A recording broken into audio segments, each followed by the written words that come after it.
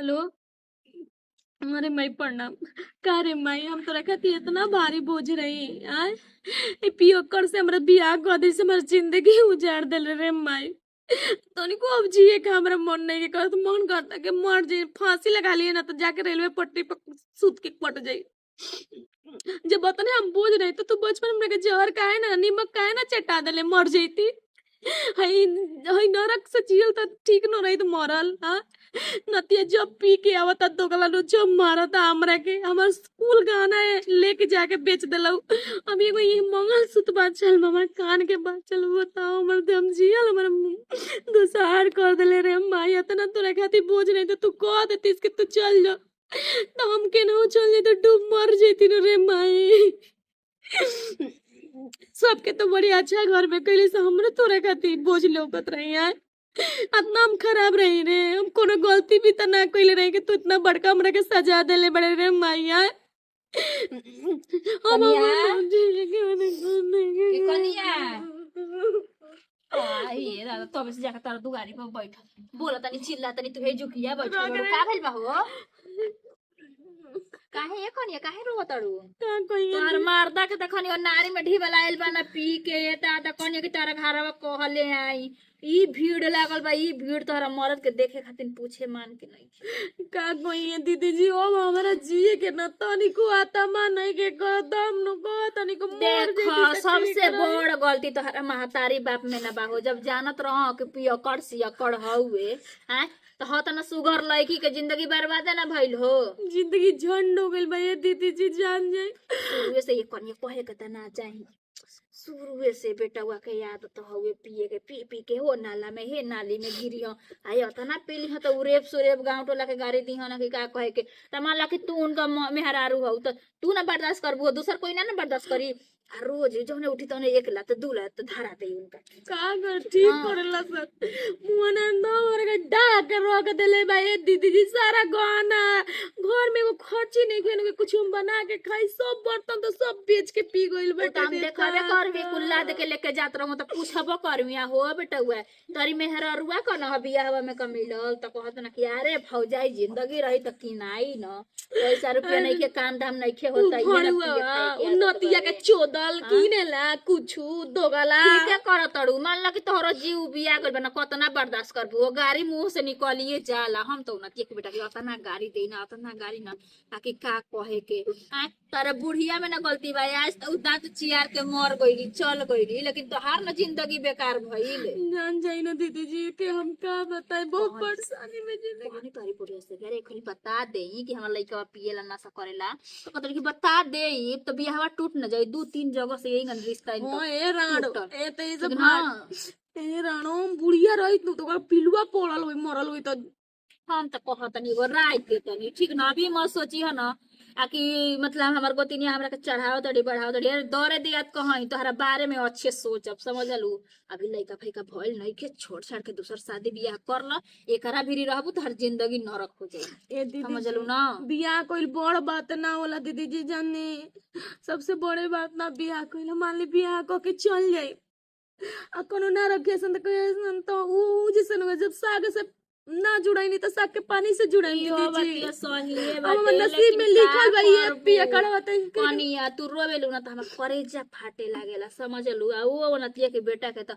समझिए में नहीं खेत खतना सुगर में हरारू पई तो अब से ढंग सहूर से रही आजकल के लइका बन सकी शादी बियाह हो जाता तो सुधर जाता ना लेकिन ई कबो जिंदगी में ना सुधरी आ जाए तो जाता नहीं हो बड़ी काम दाम बा घरवा आ पी के ढिमलाइल ना तो कनिया के खाली तोरा के बताते जाइए जाए तो खाना पीना खा छोड़ा टेंशन टेंशन कैले से कुछ होखे वाला बा हो दीदी जी। हम का करी हमर लिखल बा नसीब में ये नतिया के चोदल हमरे के दम परेशान कइले बारे दादा। अरे नतिया पिया तरे त घुलटा तारे काहे रे नतिया तोरा घर दुआर नहीं के आके सूते के आए ये हमरा के डाक रख देले बारे दादा। अब हम कहूं कि नहीं कि कहां जाई। पीले पीले ओ मोरे राजा फिर ना जमाने पीले पीले ओ मोर राजा फिर ना जमाने अरे साला हमरे घर बाहर हूँ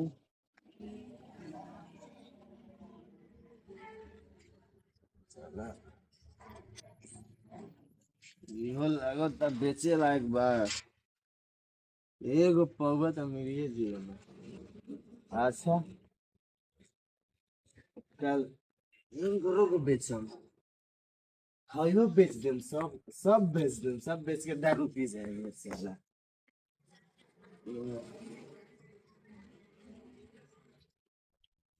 दारू तू लगावे लू जब लिपस्टिक हिलेला हमर डिस्ट्रिक्ट काने गेले रे काने गोइल मेरा रुआ हमार दिखाइए नहीं खे दे सारा रास्ता में रंगबाजी बतिया उतर सन हमरा से बुझाते नहीं कि ओकरा से बड़ रंगदार रही हम सारा पैंट में मुदत रहसन तो हम रंगदारी करत रही हमरा से रंगदार बनत रहसन साला छोड़ा अभी एक बचल बा हमारा मरेंगे और सोने जाएंगे और पीले पीले अमर राजा कौन गाना एक वाइल बा अभी गईले बा पवन सिंह तोहरा राजा रंगबाज के मिजाज अभी बनल नहीं खे दारू मारेंगे हम मिजाज बनाएंगे राजा रंगबाज काने बाड़े रे कौन काने गेले रे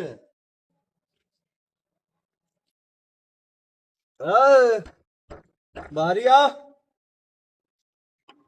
अरे चिन्हा तो नहीं खे तारा चिन्हा तो नहीं खे अब पी के घुलटले रहा बाबू ही घुलटले रहा दादा के करेजा प न तू हमर जिंदगी झंड कर देले बड़ा तू मार मार के फाड़ दे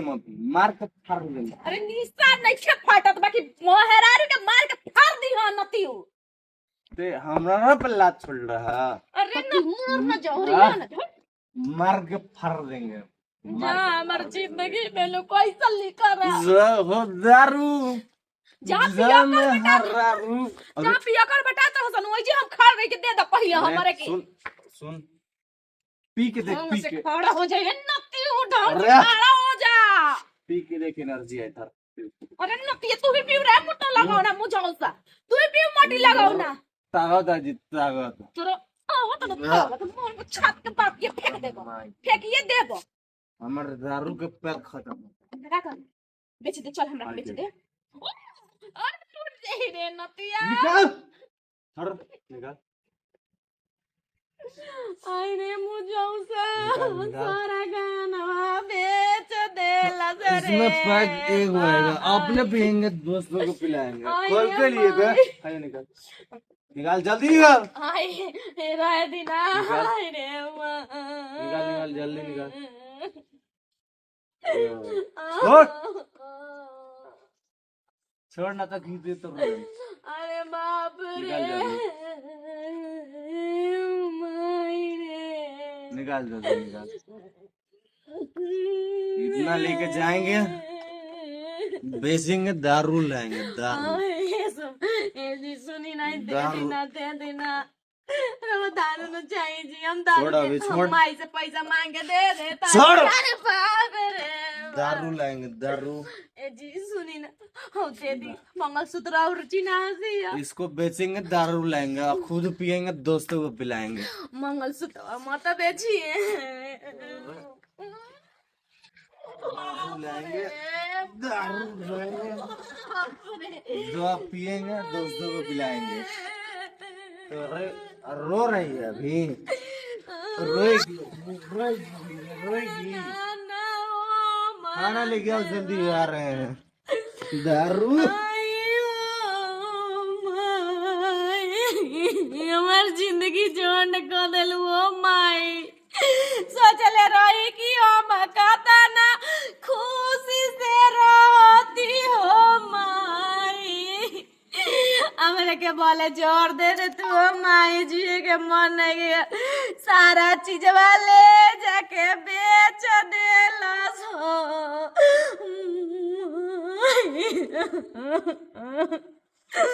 अरे कोणिया अरे खाना ले जाओ रे खाना जल्दी पिलुआ पड़ी रे कोणिया तोरा हाथ तोरा गोड़ सोड़ जाई प्लास्टिक के पिलुआ पड़ी सोड़ी ना गली मुंह में तो चुबु चुबु गड़ी रे तो गाला अरे कुत्तावा सुरतवाला दीदी जी खोली जी कमड़िया आयो दीदी काहे रो तड़ू हो का करिए दीदी हमार जिंदगी छोड़ कर दिल में अरे पागल हऊ अब रोइबो गइबो करबो तो मरत अपना आदत से एकदम बाजे आई जाने तनी दीदी जी हमार कुल गहनवा खोल के लिए गइलो कनी चिपका तो पहले से पकड़ दीदी उतना रो रो के बताओ तो बीमार पड़ जेबू के तोरा आगे पीछे बाहो की सुई दवाई कराई अब हम ना जियम दीदी ये करवा में कुछ नहीं के मुआ ना छोड़ ले हो कनिया पहले चुप तो हो खा चुप हो खाना ती अबे रोवा तड़ू गाव तड़ू अबे मत दर्द दे दो देख के मारे हंसे लग हंस आजकल जान तड़ू ना अपन दिल में के बात दिले में दबा के रखे के चाहिए कोई से कहे के ना चाहिए समझावे वाला कम मजा लेवे वाला ज्यादा आदमी पीला कम ए दीदी जी हमारा के आधा किलो आटा पहुंचा दे दिए दीदी जाई मुआ अरे तब पागल इहे कह तू कि ये दीदी हमरा के आधा किलो या आटा दे दई हम बनाई खाई खाना बनैले बनी खइबू नहीं दीदी मुंह नहीं की तो गला के चलते चुप हो खा दोबारा के तो एकदम आधा हो गइल बाड़ू हैं अब हमरा जी के मन एक दीदी चक्कर कहां गइल बनो का दे दीदी ए हे जो बैठल बाड़ू हो आइए दीदी बचा ली हमरा के खूब मारा था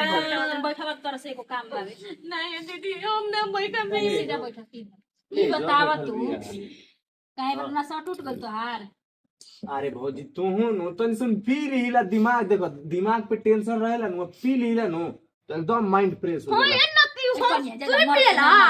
तू ही पिएला हम ना पिएला तर पिए के नहीं अबे मार लगम तेकरे के क्यों बचाई सुनी पहले बतिया हमरा सुन अबे मार लगम बजी रहुआ गलत करत नहीं मान ली कि शादी बियाह ना भइले पियत खात रही बात अरे और ना में पियत खात हरारू रही। आ गइल सुधर जाई अपना सुघर में हरारू रहुआ अरे ताकि इतना खुशी जान नहीं करू कीजिए। इतना टेंशन हो जाता नु दिमाग पे हमनी के नु जानता नहीं अच्छा जा ये बताई धरती पर कौन ऐसा इंसान बा कि ओकरा भी टेंशन नहीं की अच्छा, कोई की मान लगे लो कम तुम- बा कोई की लगे बेसी बा लेकिन बा सब की लगे अच्छा मान लो तनी सुन पिए लेनी तो का हो गइल पी खा के आराम से घरे द्वार सुतेला कि नारी में नाला में ढिमला ला तनी बताई तो अरे काले ज्यादा तनी सुन पी ले रही आ कहती है कि पूरा हमर गहना बेच दिया ना गहना मुरिया बेच बेच के गहना पियत हमें बा। किन के दिले नहीं बेच देनी